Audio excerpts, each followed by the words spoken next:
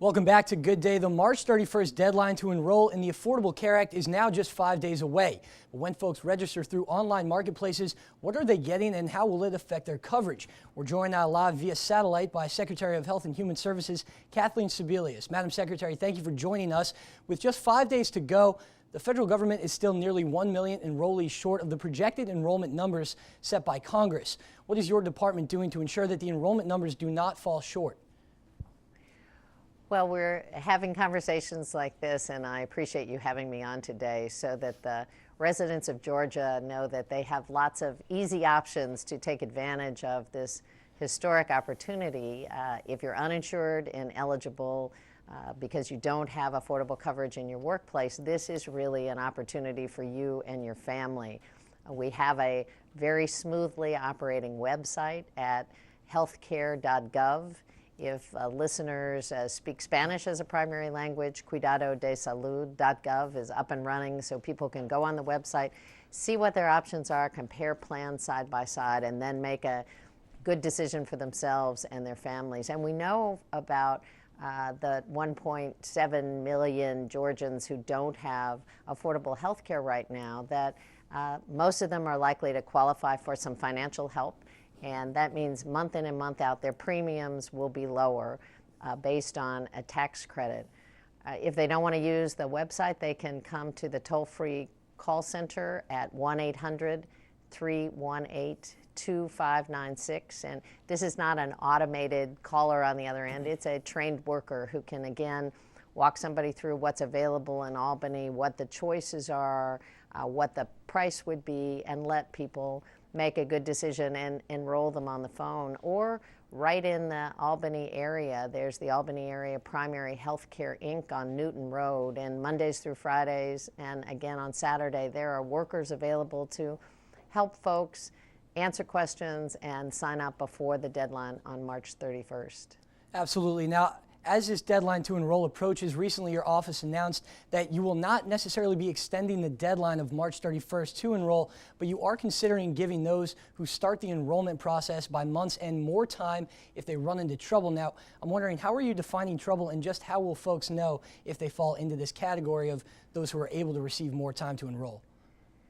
Well, what we've said is that there is an open enrollment deadline. It is midnight on March 31st. That has not changed. But if you're in the system, if you're trying to enroll, we want to make sure that people can complete the process. And what we're seeing is a huge surge of interest. We had over 1 million visitors over the weekend. The site can handle that. It's moving very smoothly, but we think that's going to increase as we get closer to the deadline. We think there are people who are going to call the call center who have a complicated family situation, who may need some extra help. So what we've said, much like Election Day, if you're in the line to vote, you're going to be able to vote even if the polls close at 7 p.m.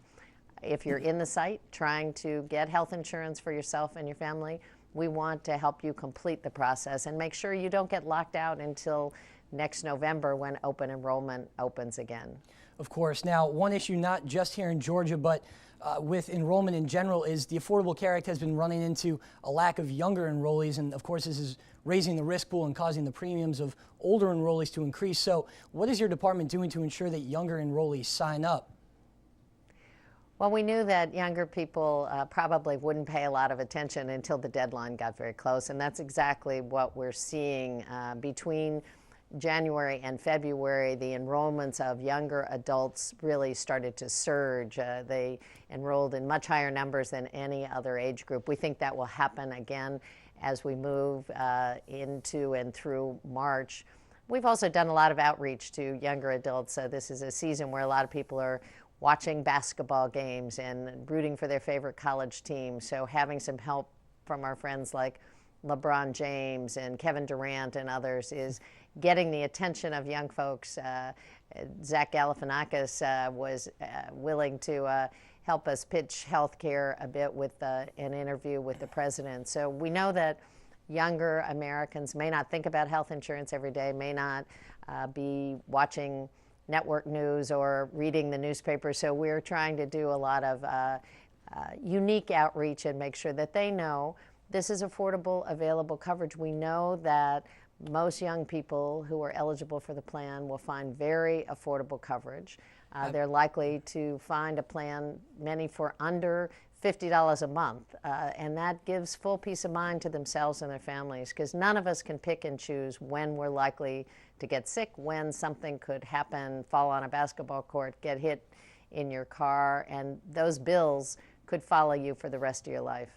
Absolutely. Now, we've had several viewers write in wanting to know certain things. They knew we were having this interview, and we had a viewer write in and make an interesting point about cancer treatment. Recently, I'm not sure if you're aware, the Associated Press ran a survey related to the number of national comprehensive cancer treatment centers that would accept coverage obtained under the Affordable Care Act. And in that survey, only 4 of the 19 nationally recognized cancer centers that responded to that poll said that patients would have access to their facilities through all the insurance companies in their state exchange. Now, how are cancer patients expected to get top-notch care if they cannot get access through their insurance? Well, again, this is a private market, so individual insurance companies are putting together a network of doctors and hospitals and pharmacies and then selling that plan to their customers. That's what has always happened. That's what will continue to happen. So there isn't any federal government putting those networks together. That's really private insurers on the ground. And I think what private insurers respond to is people's interest in having other doctors, other hospitals, cancer centers included in their plans, so they will have those choices in the future. I would suggest strongly, calling the insurers in your area and saying, we like health insurance, but we want to make sure our doctor is included. We want to make sure that the cancer center is included if we need that kind of care and treatment. And in the meantime, there's a full range of benefits available, and people can look at the networks in the plans that they choose, go to the Learn site of healthcare.gov and make sure that your doctor, your plan, your prescriptions are included in the plan that you choose. Absolutely. Well, I'm being told that we need to wrap it up, so I want to thank you for joining us this morning. Of course, this is the Secretary of Health and Human Services, Kathleen Sebelius. Madam Secretary, thank you for your time.